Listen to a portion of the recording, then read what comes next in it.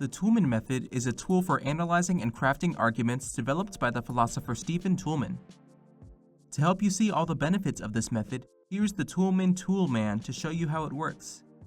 Each of the tools on his Toul-Belt is essential for developing a strong argument: claim, grounds, warrant, backing, qualifier, and rebuttal.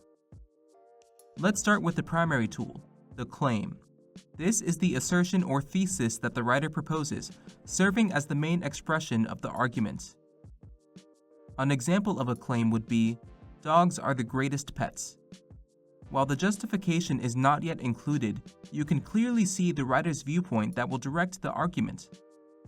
To grant this argument some validity, the Toulmin Toul-Man will use his next tool, the grounds, which serve as the argument's foundation, justifying the main viewpoint of the argument.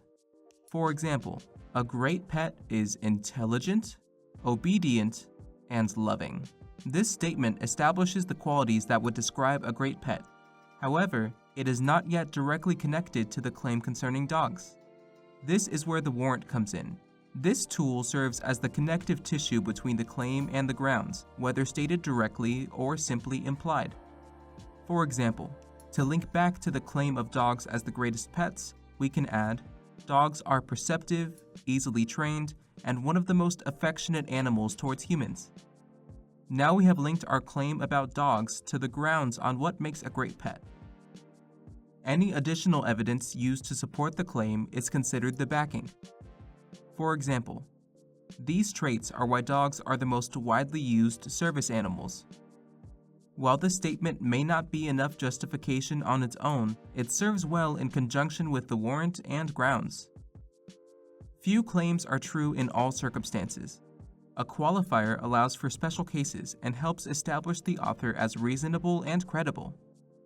In this argument, the grounds can be edited with a qualifier to allow for cases in which some dogs don't match the criteria of the greatest pet as stated in the claim. Dogs are typically perceptive, easily trained, etc. The qualifier typically adds credibility to the argument as it acknowledges special cases contrary to the argument's claim. Lastly, it serves well to acknowledge another side of the argument to establish the writer as unbiased and open-minded. An acknowledgement in the form of a rebuttal persuades readers who disagree with the claim to follow suit and accept an unbiased perspective. Here, the writer can bolster their claim of dogs as the greatest pets and acknowledge the competition. For example, while some may argue cats can also be affectionate and obedient, they are still more difficult to train than dogs. Now we have acknowledged that dogs are not the only animals that can be good pets without contradicting our earlier claim that dogs are the greatest pets.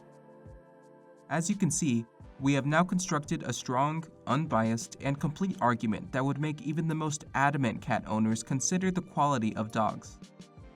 But, to be fair, who would ever dispute man's best friend?